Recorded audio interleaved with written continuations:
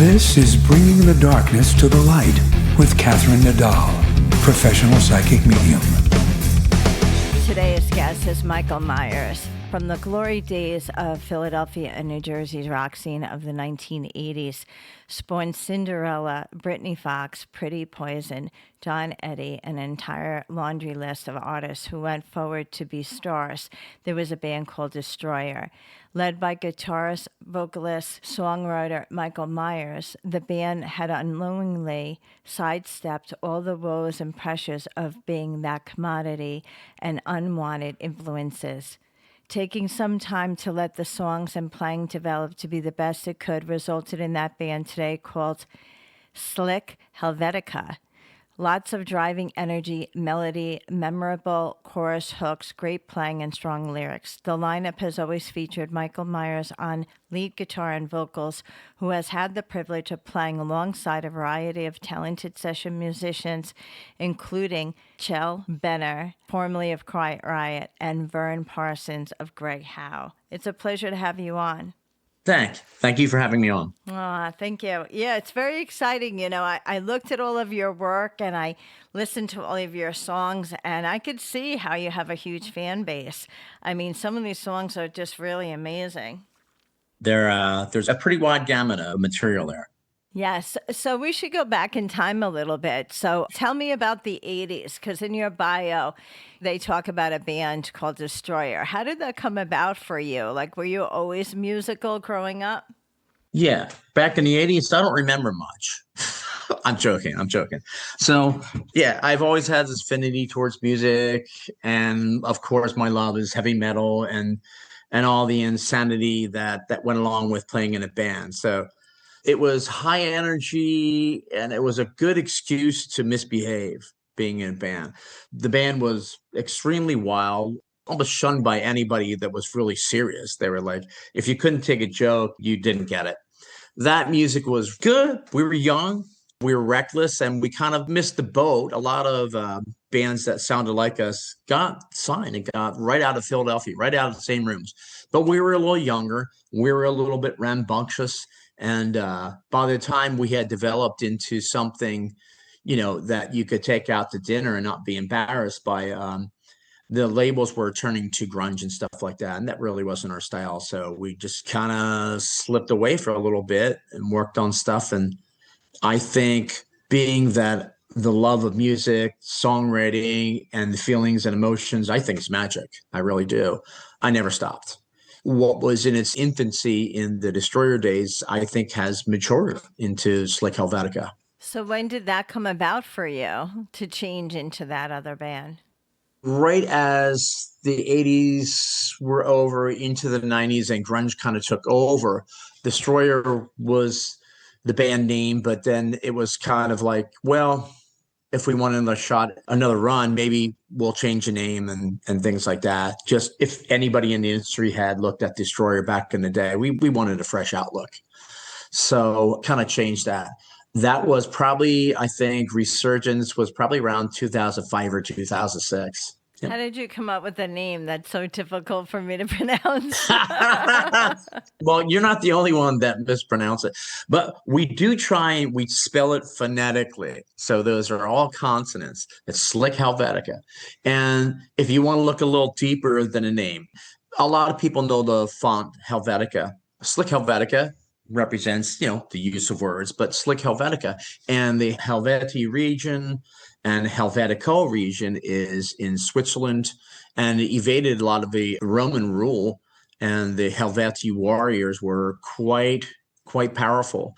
And there were times and instances where the Romans would go in there and attempt to conquer, and they would embarrass the Romans and put them to work as slaves.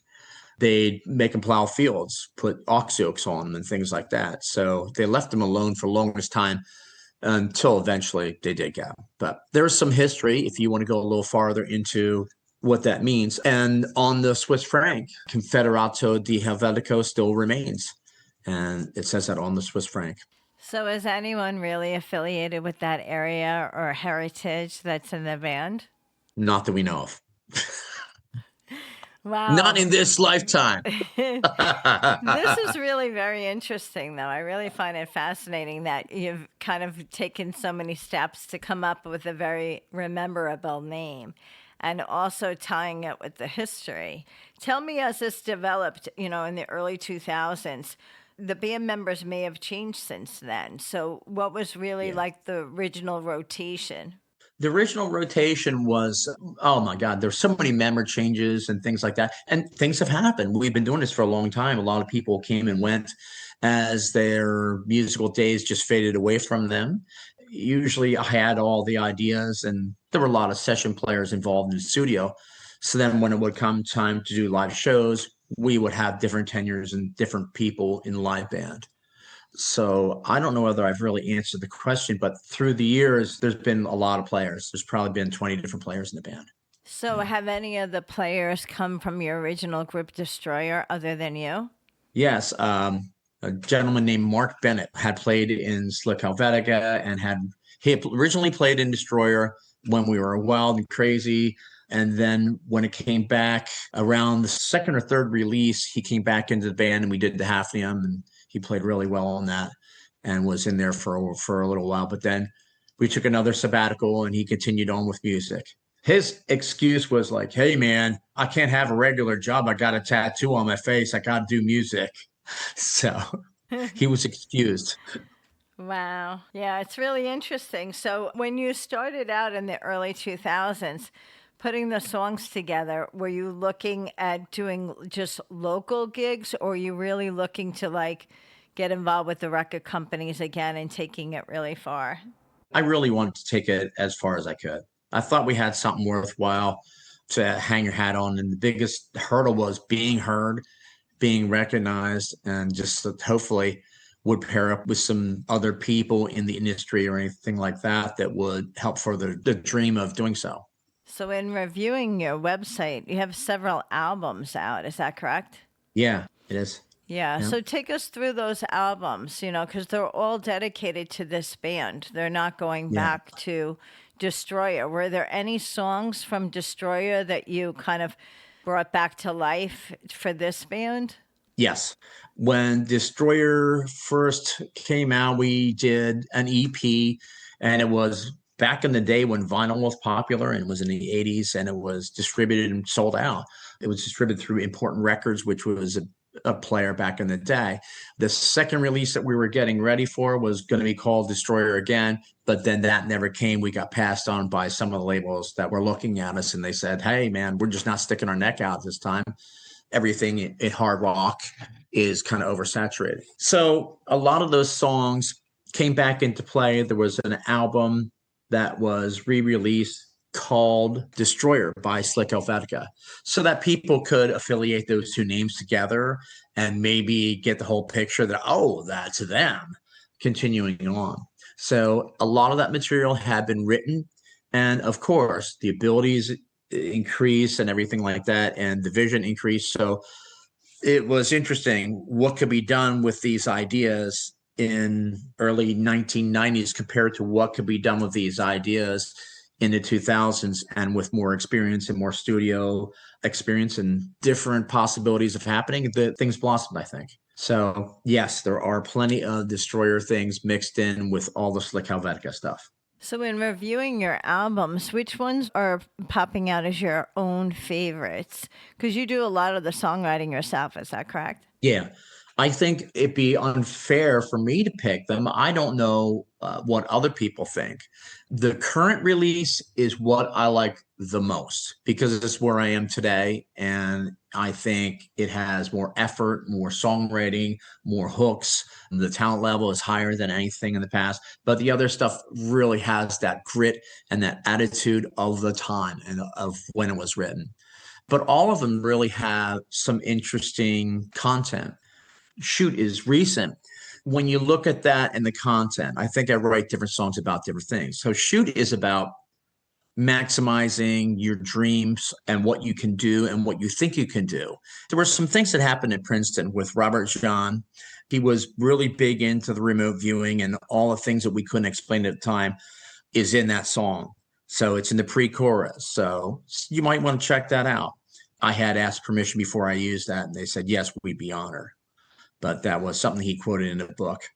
Very cool. So Shoot dates back to 2021. It's kind of interesting because you had briefly mentioned your recent song that's being released now, and that's called Solar Head. We're going to end the interview with Solar Head. But just to wrap back around to Shoot, what made you go in that direction with that song? You know, talking about remote viewing or trying to touch on that, at least in the lyrics? I think being a different person today than in the past. You set your own boundaries and your own limits, and life is way more than being in the box that we're put into, just going to work and not having a purpose in life. I think we do have a purpose in life, and I think we can shoot for the stars and achieve anything we want to.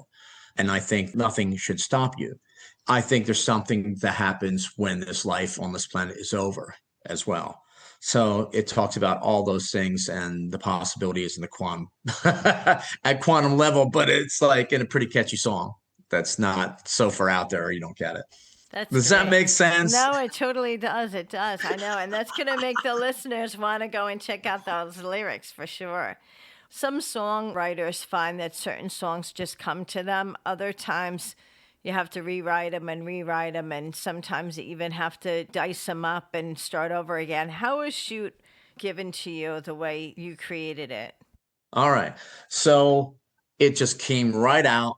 It was beautiful. It was from the get-go, and it was about not being in the box, and I believed in what I was saying, and it just came right to me. I believe that there's a zone that you get into that you tap into something else, and that's the part of the brain that offers creativity and music and everything like that. And I think if you're really good at encoding that, maybe that's on station 92.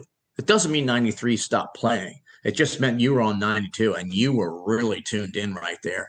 So the information is available there, and the inspiration, it just came right out, everything in there. That's great. It's almost like channeled through you. Yes. Yes. I always find those songs very interesting. It's like it's just fed right through you. Very great. So what we're going to do is we're going to play Shoot now for the audience.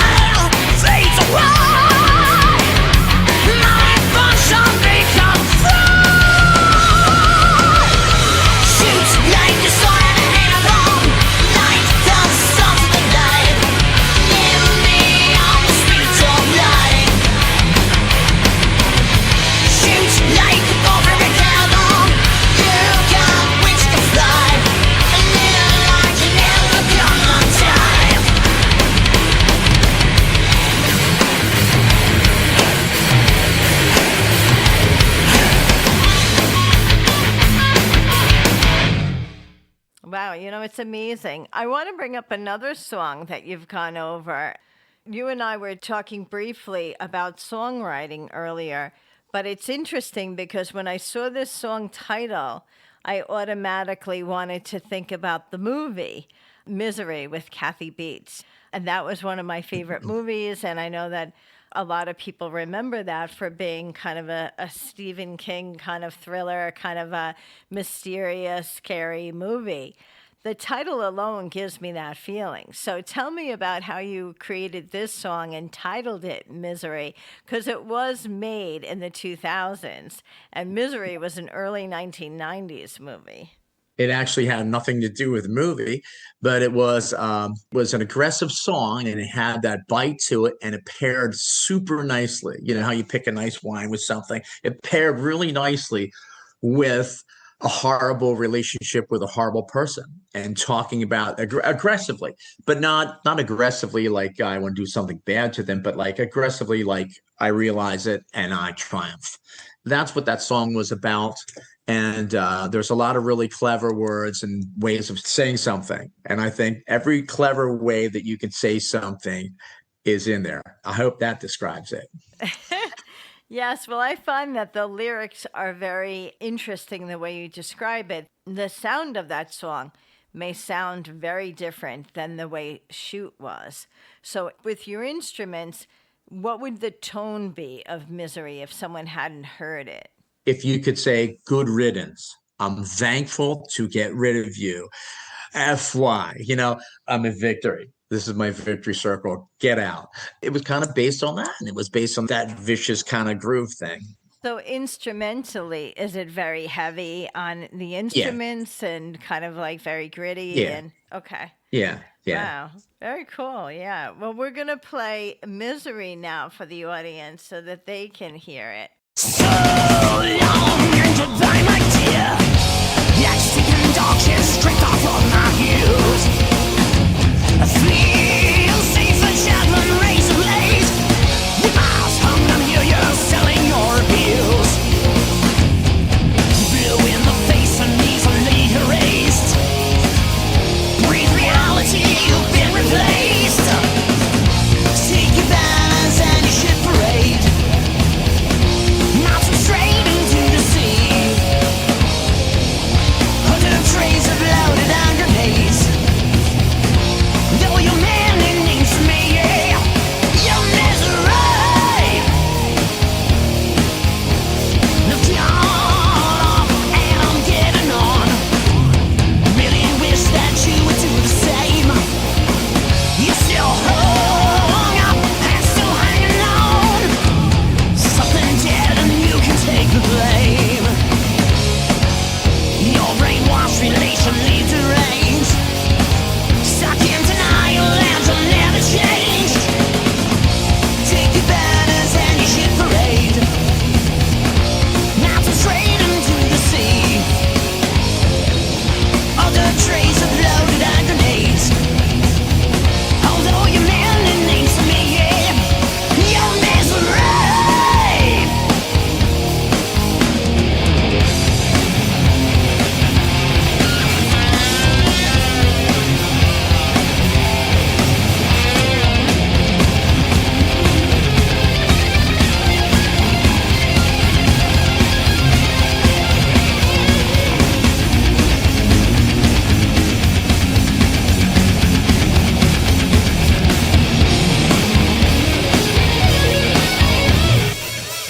Keep your lies and your manners games.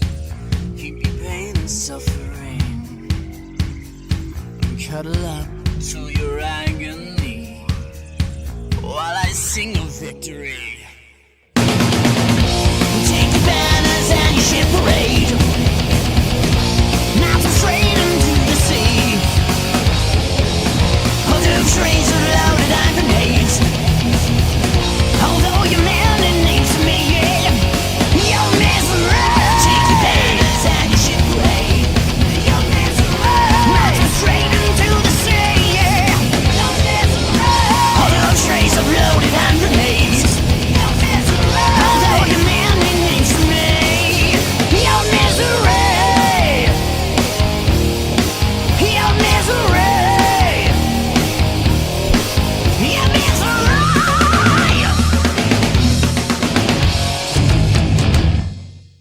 you have so many songs to select from. But in reviewing all of your songs, one of them that was popping right out for me was called Heal Me. After talking about Misery, was this song written after Misery? Was Heal Me after Misery, or were they all in the same time frame? It was written about the same time, but was written as if it happened afterwards. So Misery was about a bad relationship, and you can imagine there will be possible scarring from that, or maybe someone's attitude gets so bad about any relationship because you've had such a bad relationship. And then things change when you meet a special person and you think that person heals your attitude. And it was more or less about that, about somebody healing you and your attitude and all the bad things that had happened to you and getting past that. So that's what Heal Me is about. As your band kind of develops with different members, were you collaborating with the new members, or were you really still the leader of the band, kind of structuring everything? I still was. And it wasn't like, oh, I'm a dictator and you're nobody. It was just like everybody was pretty accustomed to that and pretty happy with that arrangement. They were happy with what was coming out and nobody was complaining, and everybody seemed to be in line with that.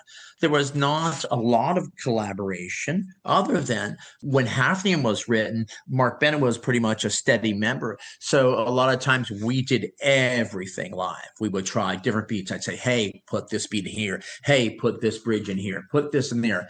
I'm sure through the efforts of him and me, we concluded. So I would not say that he didn't have something to do with some of those arrangements. But the lyrics, the chords, the ideas, everything was kind of my baby. And I just don't have a shortage of ideas. They're abundant. When we recorded this last album, I think I recorded almost 25 songs to pick 13. I don't think the other ones are bad. I think the other ones we got to hang on to them till it's time to release them. That's great. Yeah, the reason why I brought up the band members is because when you talked about that song Heal Me, you were talking about relationships, building a relationship and stuff, and having different members of the band over different albums and over different times of your life. Did you find that when you were doing some of these songs like Heal Me, did you find that certain members on certain albums really made sense at the time? Yeah, since Mark was carryover, was with me for many, many years. We're betting our heads up against the wall with Destroyer, trying to get signed, playing in New York City all the time. He really had a good idea of what I was looking for. He would come to the table kind of knowing what I would like and what I want to pick and how to complement things. So we're going to play Heal Me now for the audience. Watching me fall down, I'm balanced on the rope that's waiting. Watch me disappear into the black. I'm trying to get it right. I stumble over all my anger. It trips me up and stabs me in the back. The scars will last for a lifetime, and the wounds are cutting so deep. Yeah, they cut me deep, but you need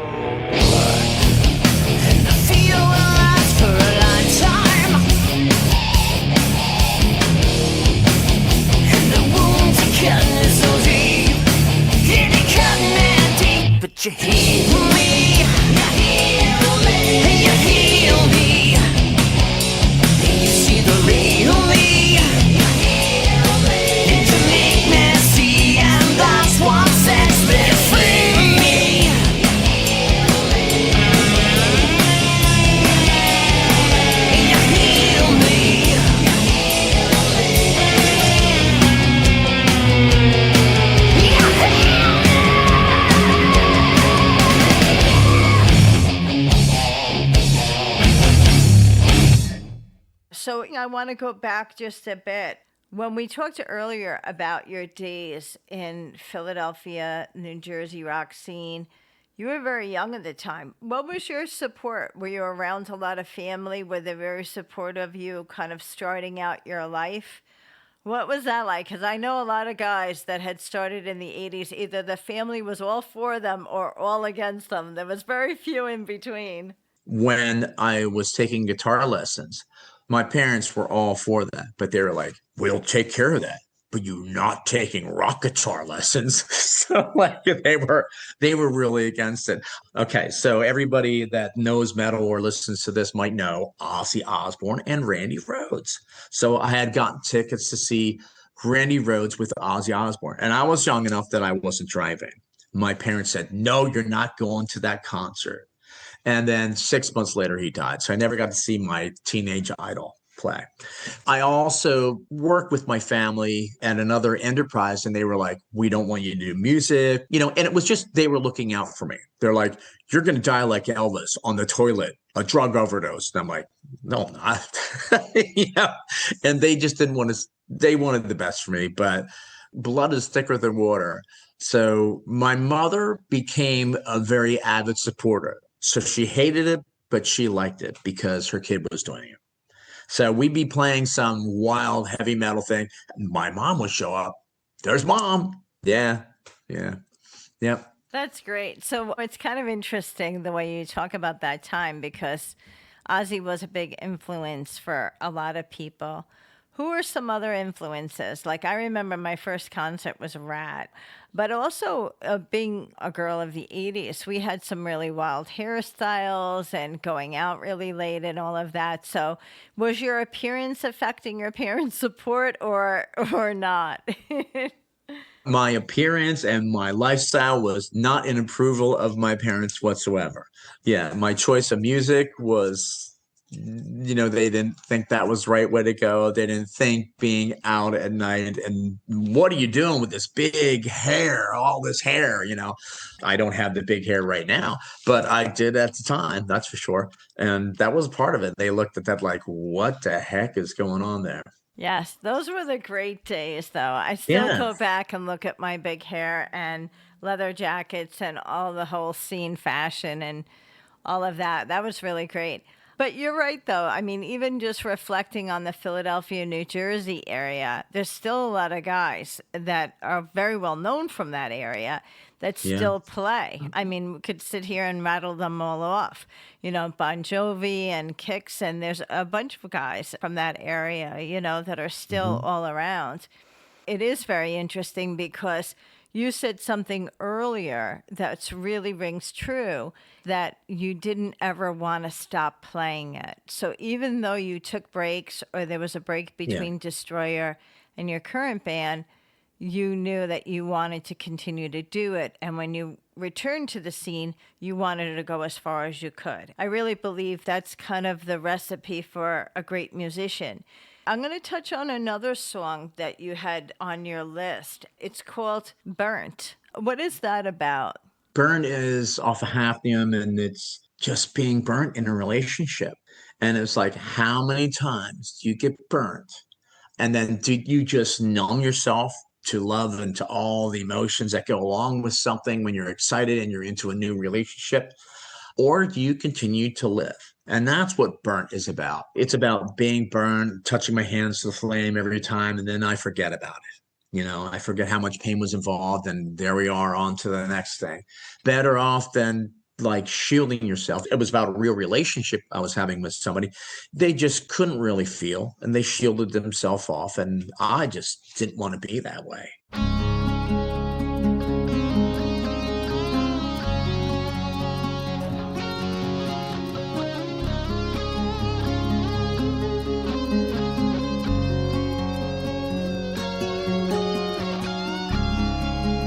Guess I still got a lot to learn about being burnt. Love to stick my hand in the flames, no matter the cost of the pain. No regrets and no recall. Then I've done this all before, and when the passion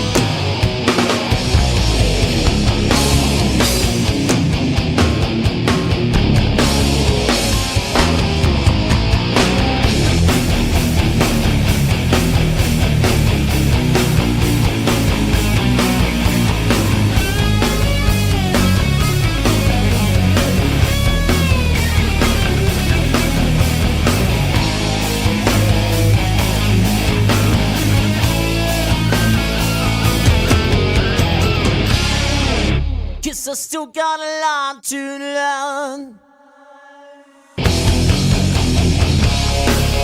And the closer it gets to real, the more of the pain that you feel. And when it all comes crashing down, and it all goes falling apart, it's to notice the words on you, because I know that we will not pass. Guess I still got a lot to learn. I still got a lot to learn. Guess I still got a lot to learn. About being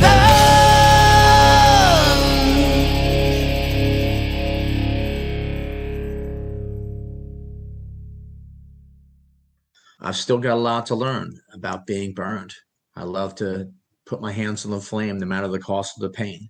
So that's it. That's what life is. And I think without that, you have nothing to judge good. So you're going to get both. You know, there's two sides to everything. Yes, as a writer, I kind of would like to know this question. Sometimes I would have to create a writing space where you actually feel more creative in a certain location and try to limit the distractions of life. So when you did some of this prophetic writing, like you're saying, and going back now trying to remember each song and the motivation for each song or the characters in each of those lyrics, where do you feel that came from? What was your inspiration? Did you have to go to a particular place? Did you go to a basement? I mean, was there like a library, or were you just outside with your guitar? Like, where was the best for you?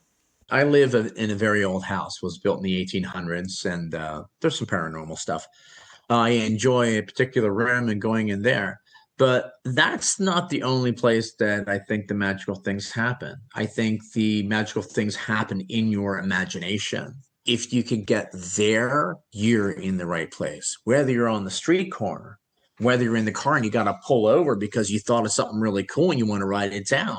Maybe you're in the middle of a roller coaster and you go, oh man, my eyes are open wide because I'm enjoying this. It comes from the imagination. But a lot of these songs were inspired by real things that happened. But I can't say there was a favorite place or a magical place, but I sure do like that one room. Do you want to tell us a little bit about that room?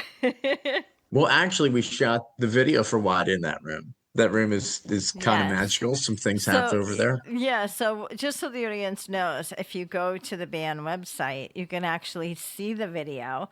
And I think the video came out around 2009, but it's called Yeah. Wide.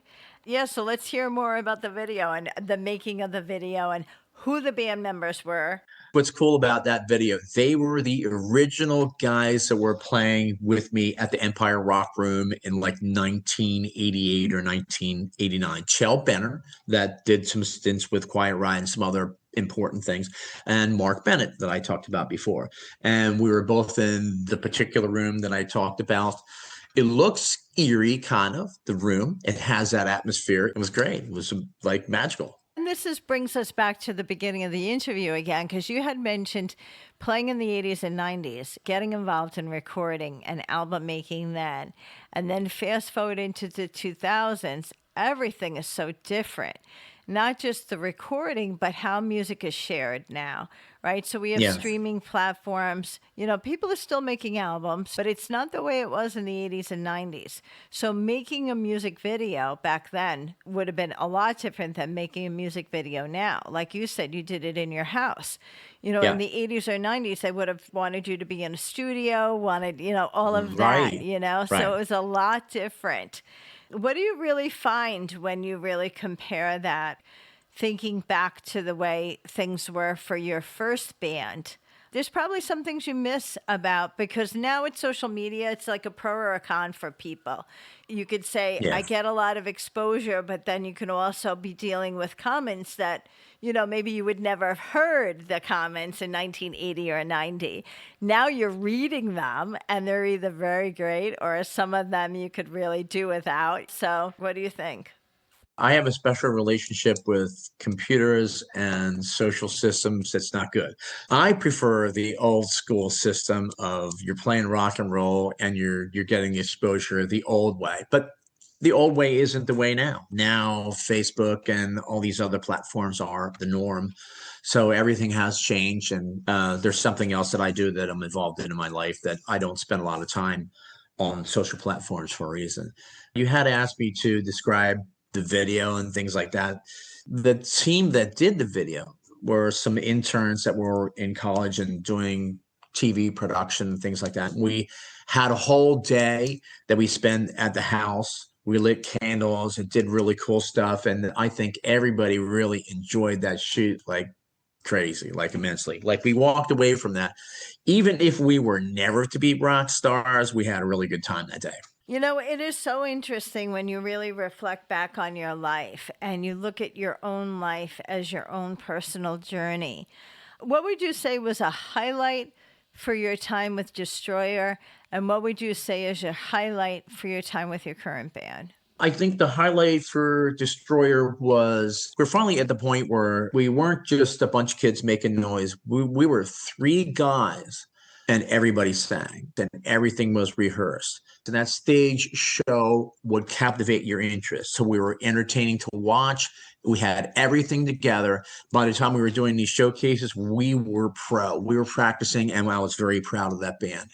But things moved on, and that style of music did not make it, and the band just blew apart. The caliber of musicians that I've been able to play with have been pretty high. They've been good vocalists and good players as well. So I'm just excited about playing. So every writing material is very exciting. And then getting the live band to play it. Think about the stereo or headphones that you listen to music on, and it's at one level of excitement that you think is a 10. Plugged it into a live show that's way bigger, meaner, monstrous, and it just strikes you with awe. So I'm looking forward to that. That's awesome. I hope that answers your question. No, it does. It does. I wanted to go back just briefly because I didn't know your band, Destroyer. Did that have something to do with the Kiss reference? Because a lot of people mention Destroyer and they think Kiss. No, a lot of people might think that. A lot of people, when I would say Destroyer, they go, "Oh, you're heavily Kiss influenced." I'm like, I don't think so. So that name came about because we were really destructive. Like we would like to destroy things. We would drive down the road and throw things out of the car to watch them smash on the highway. So we were really crazy people. We had some pretty demented things that we did and habits and things like that. So one time we're sitting and I'm like, I can't think of a name. And one of the roadies goes like, "What do you mean you can't think of a name?" And I'm like, "I can't think of a name that's cool." And he goes, "Destroyer, dude." And he goes, "You destroy everything." And I'm like, okay. Then that was it. Wow. So the band having such a wild personality, were you ever kicked out of a place for playing or asked not to return with a name like Destroyer?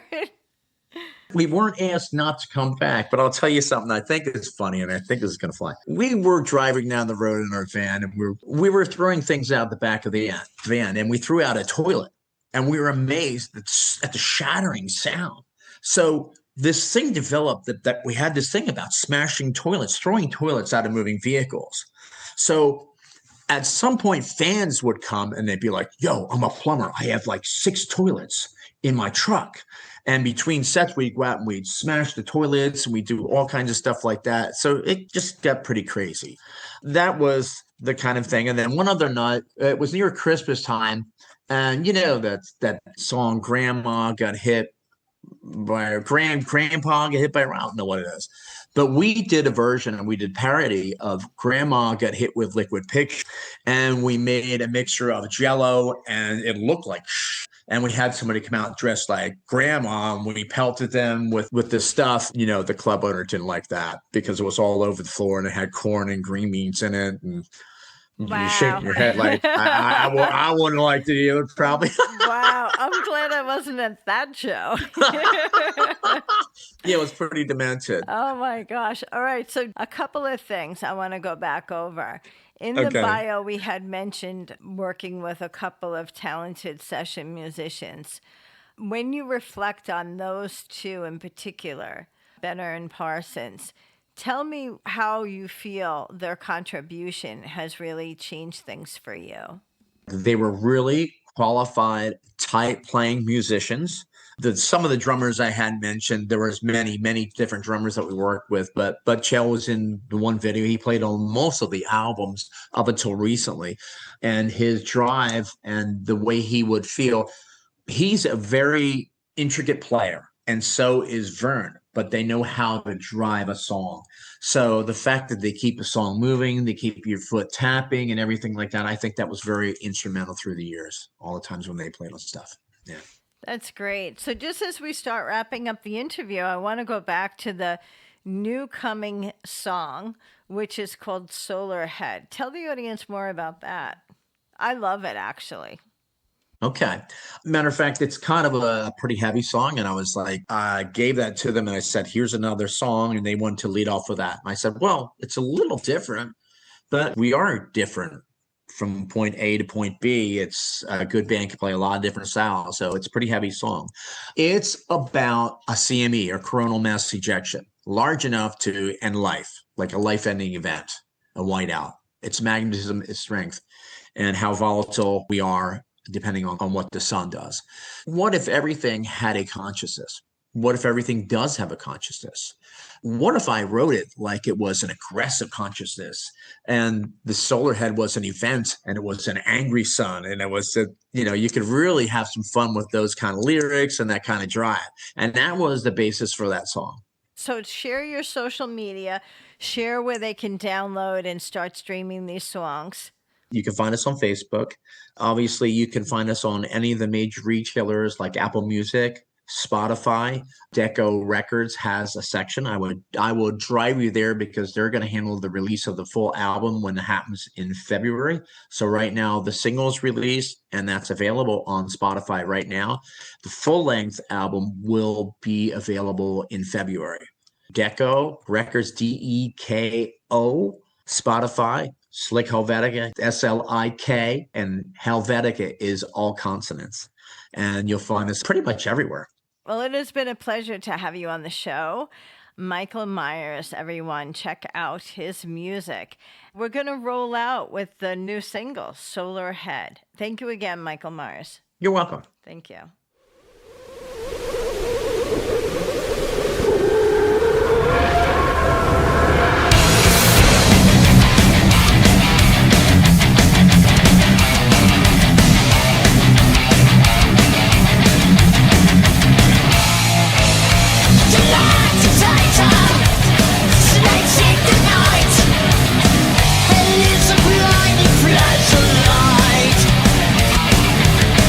Eternal fire, the eyes are a blue.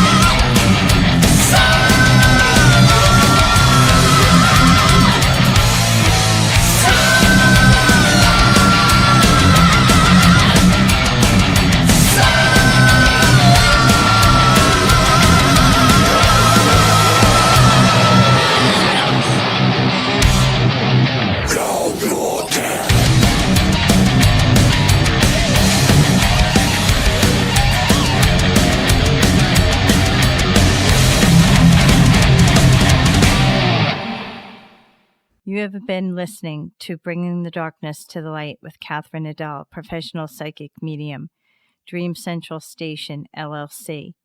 My audio editor is Al Hemberger at the Loft Recording Studios in Bronxville, New York. This is WNEW 102.7 FM radio.